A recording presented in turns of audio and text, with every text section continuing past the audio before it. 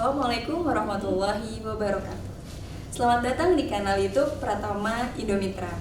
Pada video kali ini, saya Siti Khadijah atau biasa dipanggil DJ akan membawakan acara tanya jawab sebagai lanjutan dari sesi tanya jawab pada webinar kami sebelumnya, yaitu webinar tanggal 8 Oktober 2020 dengan topik Kantor Pajak Gencar Mengejar PPh OP, PPh Orang Pribadi. Bagaimana caranya?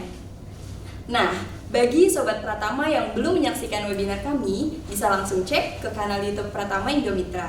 Nanti kami akan cantumkan juga link videonya di description box. Jangan lupa ditonton ya. Tentu saja saya tidak sendiri di video ini. Saya ditemani langsung oleh Pak Prianto, dan Pak Pri akan langsung menjawab pertanyaan Bapak Ibu peserta webinar. Langsung saja, apa kabar Pak Pri? Baik, alhamdulillah. Sehat. Iya nih Pak Pri, kebetulan kan yang webinar tanggal 8 Oktober kemarin masih banyak banget pertanyaan dari para peserta yang belum dijawab karena mungkin waktunya terbatas. Jadi hari ini kita akan menjawab langsung pertanyaan dari Bapak Ibu peserta webinar. Saya langsung bacakan saja ya Pak. Siap. Oke. Ini pertanyaan pertama terkait kurs pajak yang digunakan di SPT tahunan PPh-OP. Jadi sebenarnya pertanyaannya mungkin agak mirip antara pertanyaan dari Bapak Adi Satya Gunadi dan Bapak Muhammad Khairul Anwar. Pertanyaannya seperti ini Pak. Pak, selamat pagi, mau tanya, OP punya rekening mata uang asing dan investasi di luar negeri. Apakah setiap tahun laporan harta di SPT harus pakai kurs sekarang atau pakai kurs historis? Lalu ada pertanyaan lanjutannya nih Pak. Pak, menyambung pertanyaan saya sebelumnya terkait kurs yang dipakai di SPT, seandainya pakai kurs 31 Desember, berarti ada lebih atau untung atas selisih kurs dan apakah akan kena PPh? Ya, baik, terima kasih Mbak DJ ya. Terkait dengan kurs pajak, kita harus memisahkan apakah wajib pajak orang pribadi ini melakukan pembukuan atau tidak. Kalau wajib pajak orang pribadi melakukan pembukuan, otomatis berlaku ketentuan bahwa penghasilan yang berasal dari kurs ya sesuai dengan ketentuan akuntansi itu menjadi objek pajak. Kemudian kalau ada selisih kurs yang berupa biaya itu menjadi objek normal. Kursnya kapan? Kursnya per tanggal 31 Desember masing-masing tahun ya. Ini kalau kita menggunakan pendekatan bahwa wajib pajak orang pribadi melakukan pembukuan. Kalau misalkan wajib pajak menggunakan data ya tidak berasal dari pembukuan, jadi dia misalkan pegawai, otomatis digunakan data historis. Ya, data historisnya kalau uang kan dulu berapa ya sudah pakai itu agar tidak ada penambahan harta. Demikian. Oh, seperti itu ya Pak ya. Tapi ini ada pertanyaan lagi nih Pak. Sebenarnya dari Pak Muhammad Khairul mungkin menyambung pertanyaan yang tadi. Pak Pri mau bertanya, rekening dolar di SPT pribadi apa perlu disesuaikan ke kurs tengah BI? Berarti kan tidak perlu ya Pak ya? Karena pakai kurs 31 Desember saja. Iya, kurs 31 Desember. Apabila ada pendapatan atas selisih kurs tersebut, apakah termasuk objek pajak? Ya, kalau ada selisih kurs pasti objek pajak karena itu ada di pasal 4 ayat 1. Kalau selisihnya berupa gain.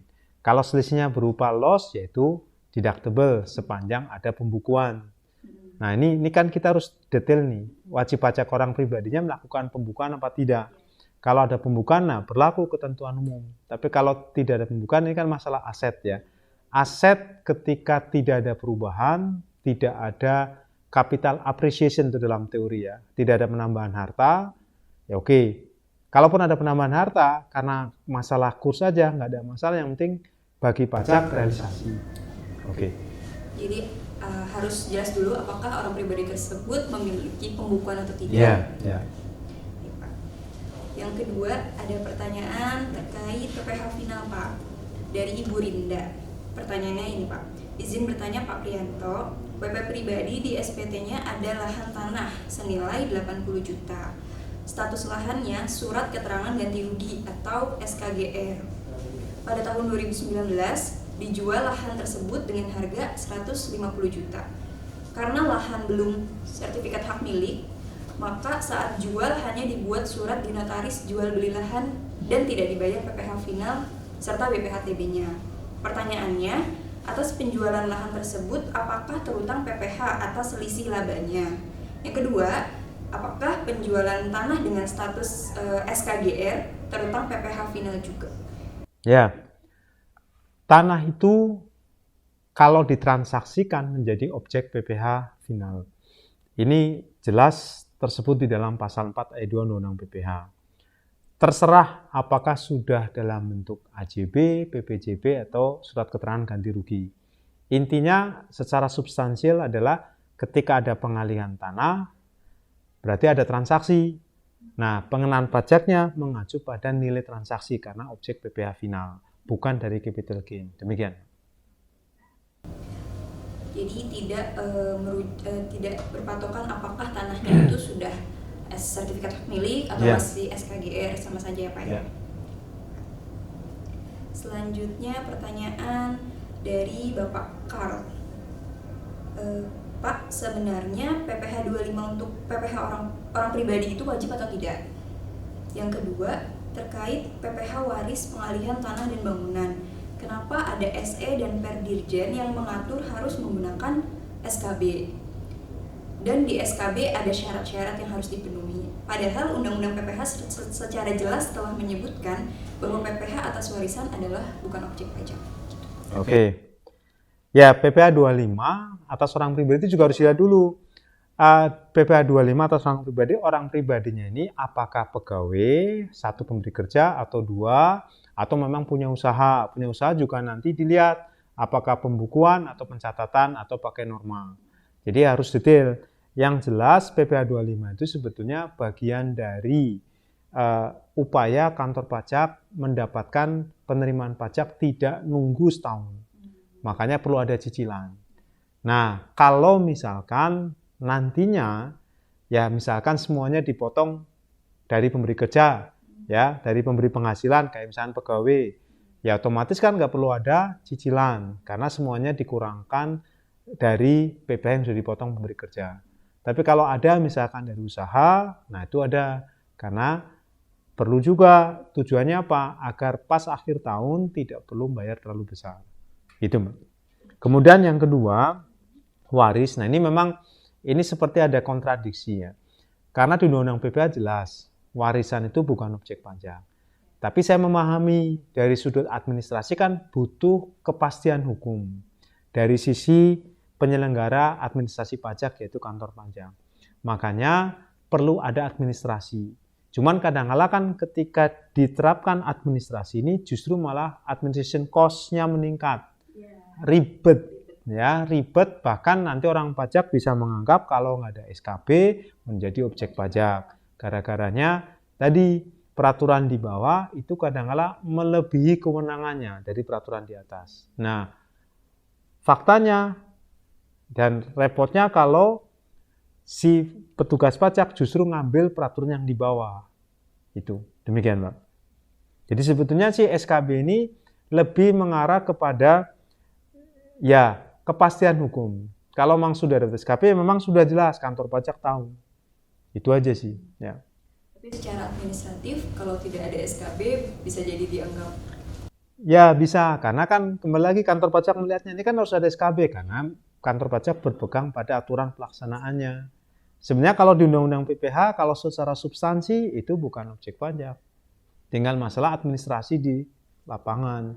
Nah, administrasi ini biasa kalau sudah ngomong administrasi, pengen ada kepastian hukum, tapi ease of administration-nya itu bertabrakan. Kepastian hukumnya oke, kemudian administrasi nggak oke, karena apa? Ribet. Nah, itu memang prinsip pajak ini kalau diterapkan satu, kadang-kadang bertentangan dengan prinsip pajak yang lain. Demikian, Pak. Selanjutnya dari Ibu Leni, Pak. Ya. Apakah penghasilan dari jual beli saham harus dilaporkan? Dan apakah akan menimbulkan kurang bayar? Bagaimana jika WP adalah pengusaha dengan pendapatan di bawah 4,8 M, tetapi pendapatan dari jual beli saham lebih dari 4,8 M? Apakah harus menjadi PKP? Ya, Pertama, jual beli saham. Jual beli saham ini harus dilihat dulu saham untuk perusahaan terbuka atau saham perusahaan tertutup. Kalau saham perusahaan terbuka, jelas kena PPh final. Tinggal pilihannya saham pendiri atau bukan saham pendiri. Saham pendiri kena PPh 0,1 ditambah 0,5. Kalau saham bukan pendiri di TPK 0,1% dari setiap penjualan. Ya. Nah, kemudian kalau bukan saham pendiri, kita harus melihat capital gain-nya. Nah, masalah muncul karena apa? Nilai penjualannya itu harus di-appraise. Harus di-appraise dulu karena pasal 10 ayat 3 menetapkan pokoknya kalau transaksi saham harus menggunakan harga pasar. Nah, orang pajak, teman-teman di kantor pajak suka minta ke penilai yang mereka miliki untuk meng-appraise ini. Nah, ini yang memunculkan bisa jadi dispute. Menurut kita angkanya gain-nya 100, tapi sebenarnya harga pasar wajarnya bukan 100, lebih dari itu. Karena apa?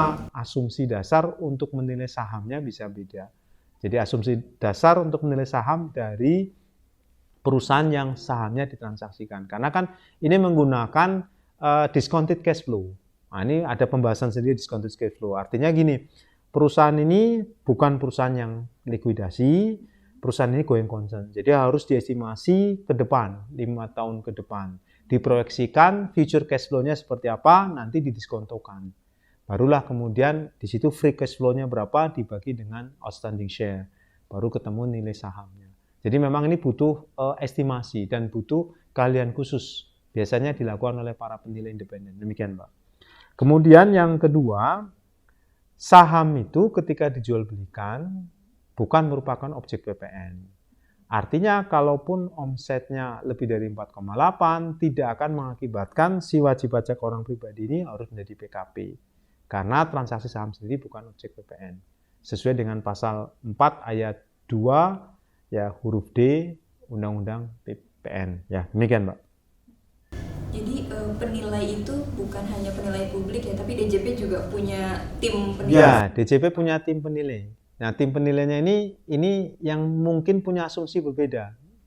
Pedomannya sama dari MAPI, tapi asumsinya berbeda karena ini menggunakan asumsi. Ini perusahaan yang going concern. Asumsi misalkan ya, asumsi incremental pendapatannya tiap tahun 5 tahun ke depan itu bisa beda. Bisa optimistik, bisa juga moderat, bisa pesimistik. Nah, ini udah bisa beda. Demikian, Mbak. Selanjutnya dari Ibu Moina. Ya. Apakah berdasarkan SP2DK yang diterbitkan AR wajib untuk meminta arus kas atau rekening bank yang terkait dengan transaksi WP? Selanjutnya, apakah dari data SP2DK kasus WP bisa langsung diajukan bukber tanpa melalui jalur SP2? Oke. Baik. Nah, sekali lagi pasal 35A Undang-Undang KUP memang memperkenankan kantor pajak itu minta data, keterangan. Dari mana? Dari ILAP, instansi pemerintah, lembaga, asosiasi pihak lainnya. Jadi kalau ada orang pribadi ditanya, ya memang berhak sesuai undang-undang. Maka dari itu memang ya mereka bisa minta. Cuman kan kemudian, nah ini kan belum pemeriksaan, nah ini menjadi perdebatan. Oke, kalaupun enggak ya, toh sama, nanti kantor pajak bisa melakukan pemeriksaan ketika kantor pajak merasa enggak yakin dengan jawaban wajib pajak. Nah itulah mengapa saya sering mengatakan, yaudahlah kita kooperatif. Karena memang tujuan utama DJP adalah voluntary compliance. Atau ada yang mengatakan voluntary cooperative. Ya, jadi voluntary cooperation. Jadi kerjasama secara sukarela atau patuh secara sukarela. Kalau dari itu enak, transparan. Itu yang pertama ya. SP2DK ini memang pada kenyataannya memungkinkan untuk memunculkan bukber. Kenapa? Karena nanti SP2DK bisa berasal dari IDLP. Jadi informasi, data, laporan sama pengamatan. Nah ini intelijen akan ngumpulin. Kalau memang ternyata ada indikasi kuat tindak pidana fiskal, SP2DK ini bisa tindak lanjut dengan bukber. Jadi bukber ini nggak mesti dalam kenyataannya di undang-undang itu nggak mesti melalui SP2 dulu pemeriksaannya ya, tapi bisa dari IDLP. Ini peraturan di pasal 44 kalau nggak salah ya, nanti dicek di ini ya, pasal di Undang-Undang KUP bahwa pemeriksaan bukti permulaan itu bisa berasal dari IDLP, ya demikian. Selanjutnya dari Ibu Anggoni Budiasi. Pak, sejauh mana data worldwide income yang harus dideklar atau aset luar negeri bisa diketahui oleh kantor pajak? Karena ekspatriat di kantor saya dapat surat cinta karena yang bersangkutan diketahui memiliki penghasilan atas sewa dari rumahnya di luar negeri.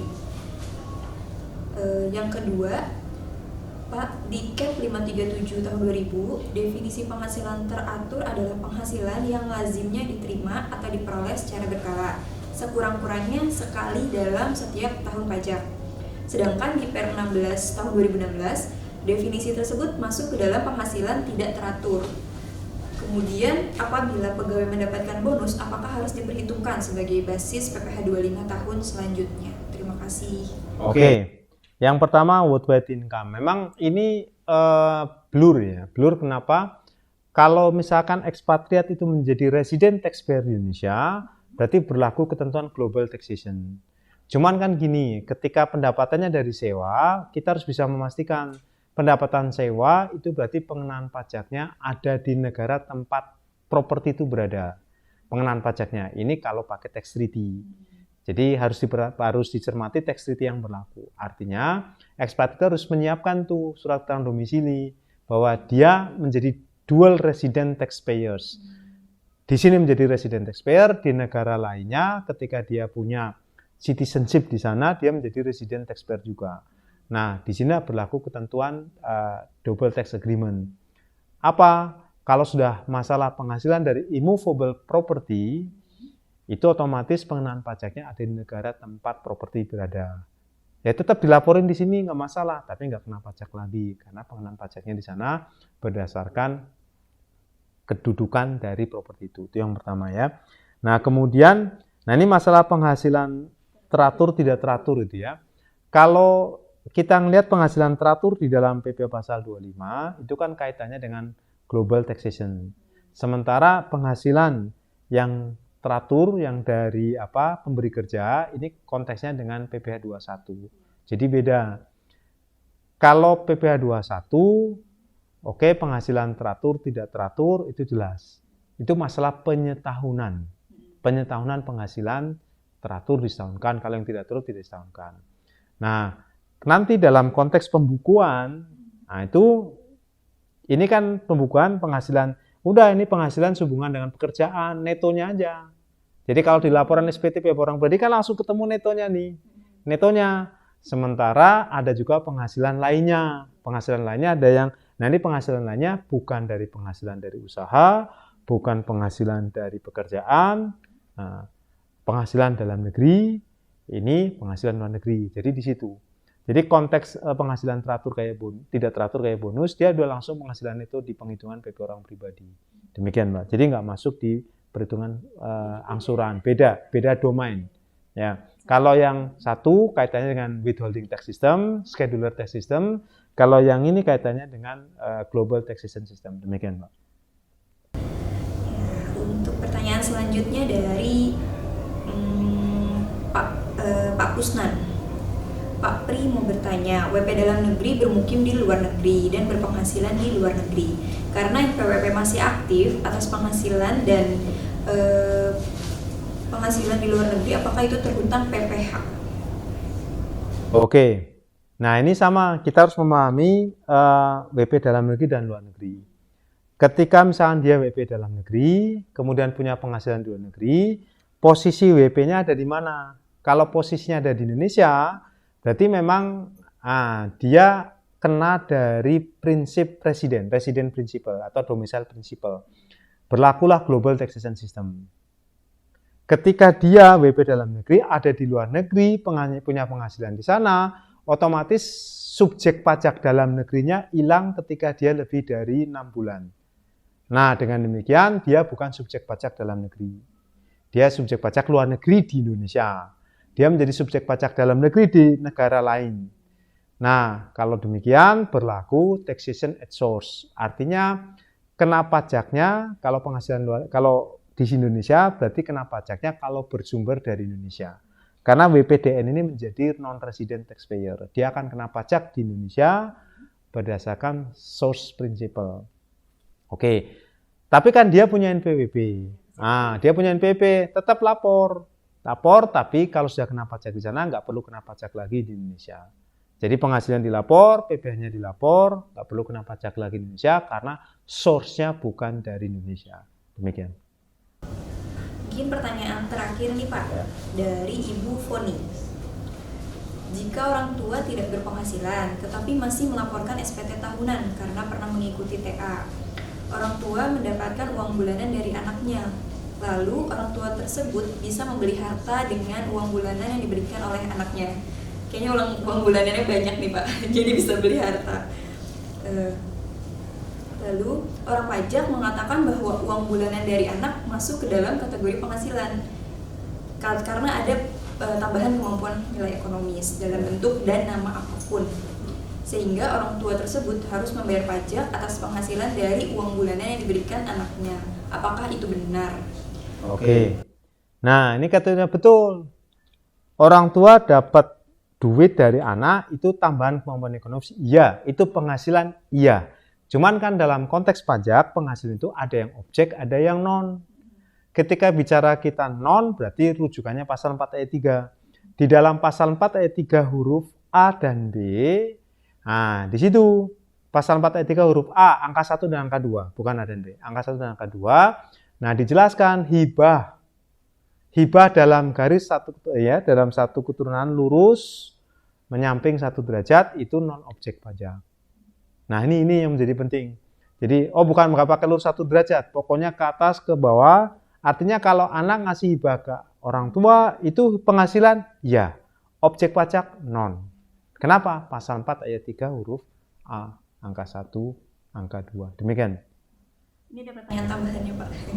Karena di SPT anaknya, ya jadi menurut Ibu Foni, karena kan di SPT anaknya itu orang tua sudah menjadi tanggungan, jadi masuk ke dalam PTKP anak dan semua penghasilan anaknya sudah dilaporkan di SPT tahunan. Apakah adil jika di SPT ortunya dikenakan pajak lagi atas bulanan yang diberikan? Oh ya, jadi tetap kalau memang orang tuanya masih punya NPWP, dia punya kewajiban lapor pajak. Nanti penghasilan dari anak masuk ke hibah, non objek pajak. Jadi masuk di kelompok di 1772, kalau tidak salah ya 1772 atau 4 itu nanti masuk hibah dan sebagai non objek pajak. Yang penting tetap dilapor. Ya, itu. Tapi non objek pajak. Ya, itu. Ya. Penghasilan ya. Objek pajak non. Ya. Baik, Pak. Sepertinya cukup sekian Pak pertanyaan dari Bapak Ibu peserta webinar kemarin.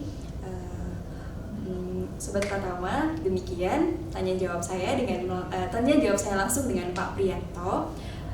Jangan lupa Sobat Pratama tonton video-video kami di kanal YouTube Pratama Indomitra lainnya.